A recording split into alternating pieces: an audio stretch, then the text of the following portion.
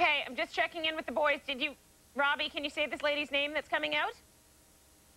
Remember we practiced? Okay, apparently not.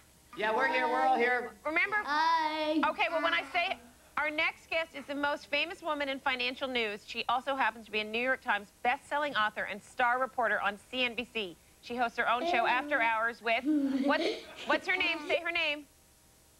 Say Maria? Maria Bartiromo. Yeah, that's right. Never. There you go. Please welcome her.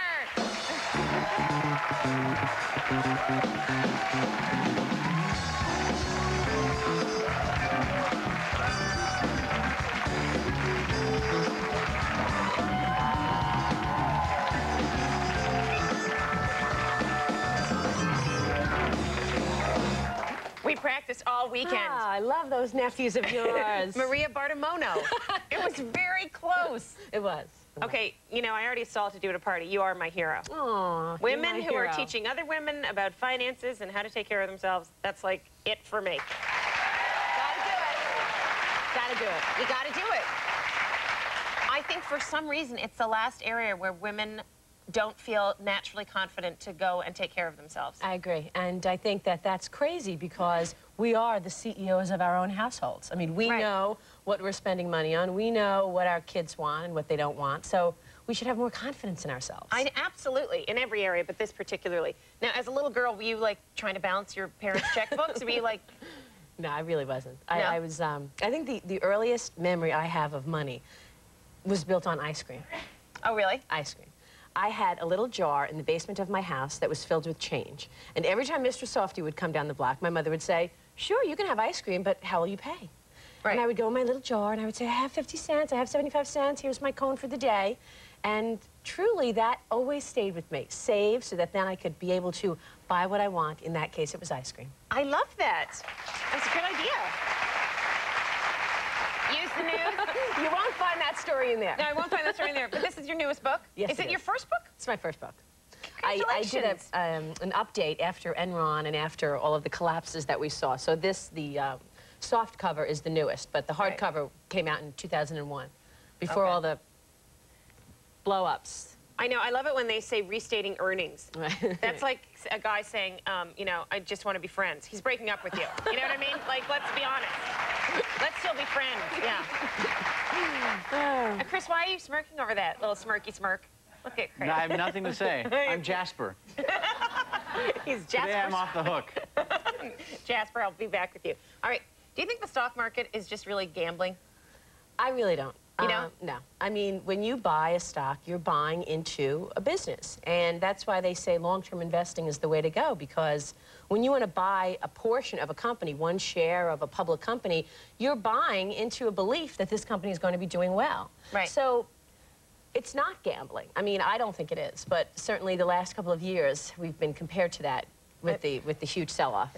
Yeah, okay. Now, I think people get intimidated by the financial pages, which I think are so interesting. So just very briefly, because people, you got the ticket. I know, but people see these little numbers and then they panic. Okay, so let's say, all right, this is the upper line, because it's got 3 letters, it's the New York Stock Exchange, right? That's right. Now, just explain very briefly what the New York Stock Exchange is. The New York Stock Exchange is one place, an exchange, where 4,000 stocks are traded. So these stocks are of American companies, some international companies, and people can buy and sell shares of those companies. See, and it's very easy so far. Everyone is following along. And if it's, if it's 3 characters, that means it's a New York Stock Exchange. Right, New York Stock Exchange. Now, what does the Dow Jones mean? The Dow Jones is an index of 30 companies, and at the end of every day, that 30 companies is added together, you know, multiplied based on what those stocks did, and then that's the index. It's the 30 Dow Jones companies. See, Dow Jones only made of 30 stocks. Very, very easy.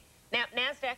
What does NASDAQ stand for? NASDAQ is the National Association of Securities Dealers, and that's what it stands for. But basically, it is, when you see 4 characters or more, they're traded on the NASDAQ. It's largely technology. Right. And it's different than the New York Stock Exchange. And it's largely red. Recently, it's largely red. But it's different than the New York, because the New York, it's actually a place where people are trading, whereas the NASDAQ is electronic. So orders will find each other. There's not an actual place where people are buying and selling together. All right, who's better at saving money, men or women? Say it. Well, Say I it. want to say women. I do. I want to say women. It's true. Men do tend to be knee-jerk reactions, you know, do Right. this quickly, get in, get out. Women like to think things out. They'll sit on things. They'll investigate a little further.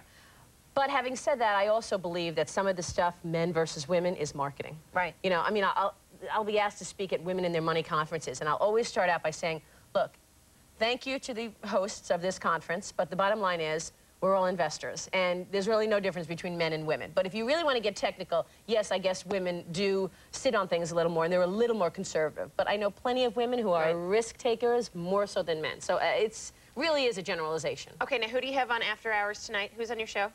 Tonight's a good one. Who is it? Francis Ford Coppola. Ooh, Vicky.